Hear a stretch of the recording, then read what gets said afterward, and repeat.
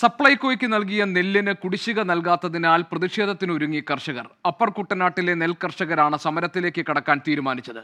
കാർഷിക വികസന സമിതിയുടെ നേതൃത്വത്തിൽ ഈ മാസം 10-ന് കോട്ടയം സപ്ലൈകോ ഓഫീസിന് മുന്നിൽ ധർണ നടത്തും. അടുത്ത വിളയ്ക്ക് വിത്തിറക്കാനാകാതെ പ്രതിസന്ധിയിലാണെന്ന് കർഷകർ പറയുന്നു. സർക്കാരിനെ സംബന്ധിച്ചിടത്തോളം ബജറ്റിൽ തന്നെ ഓരോ വർഷവും ഏതാണ്ട് നമുക്ക് ഓരോ സീസണിലും നെൽകൃഷി അത് എത്രത്തോളം അളവിലുണ്ട്, ഏതാണ്ട് അതിൻ്റെ ഉൽപ്പാദനം എത്രയായിരിക്കും എന്നുള്ളതിനെ സംബന്ധിച്ചൊരു ഏകദേശ കണക്ക് വകുപ്പിനുണ്ട്. കാർഷിക മേഖലയോടുള്ള ഒരു നിരുത്തരവാദപരമായ സമീപനം ഇക്കാര്യത്തിൽ തുടർന്നു വരുന്നു എന്നുള്ളതാണ് ദുഃഖകരമായ കാര്യം. ടോബി ജോൺസൺ ഞങ്ങളുടെ പ്രതിനിധി വിവരങ്ങളുമായി നമുക്കൊപ്പം ചേരുന്നുണ്ട്. ടോബി, കർഷകർ ഏത് തരത്തിലുള്ള പ്രതിഷേധത്തിനാണ് ഒരുങ്ങുന്നത്?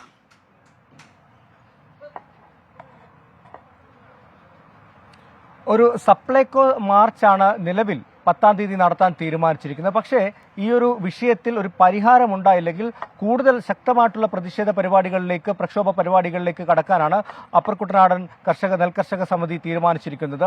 ഏറ്റവും പ്രധാനപ്പെട്ട കാര്യം, 7000-ഓളം കർഷകരാണ് ഈ കഴിഞ്ഞ ഇടയ്ക്ക് കൃഷി നടത്തിയത്. അവരുടെ നെല്ലാണ് 2 ലക്ഷം ക്വിൻ്റൽ അരിയാണ് ഈ സപ്ലൈകോ സംഭരിച്ചത്. പക്ഷേ അതിൻ്റെ പണം നൽകുന്നതിലുള്ള ഒരു വീഴ്ച തുടർന്നുള്ള കൃഷിക്ക് അവർക്ക് ബുദ്ധിമുട്ടുണ്ടാക്കുന്നു. ആ പണം ലഭിച്ചാൽ മാത്രമേ അടുത്ത കൃഷിയിലേക്ക് അവർക്ക് പോകാൻ സാധിക്കൂ. ഒപ്പം തന്നെ ഈ കൃഷി നടത്തിയതിന്റെ കടങ്ങൾ വീട്ടണമെങ്കിലും ഈ തുക ലഭിക്കണം. അത് വൈകുന്നതാണ് കർഷകരെ ചൊടിപ്പിച്ചിരിക്കുന്നത്. ഇതൊരു സാധാരണ സംഭവമായി മാറുന്നു എന്നാണ് ആളുകൾ പറയുന്നത്. അതായത് എല്ലാ തവണയും കൃഷി ചെയ്തിട്ട് പിന്നീട് സമരം നടത്തി പണം വാങ്ങേണ്ട ഒരു സ്ഥിതിയിലേക്ക് കാര്യങ്ങൾ പോയ സാഹചര്യത്തിലാണ് കുറച്ച് കടുത്ത നിലപാടിലേക്ക് പോകാൻ അപ്പർ കുട്ടനാടൻ നെൽകർഷക സമിതി തീരുമാനിച്ചിരിക്കുന്നത്. എന്തായാലും ശക്തമായ പ്രക്ഷോഭ പരിപാടികൾ നടത്താൻ തന്നെയാണ് തീരുമാനം.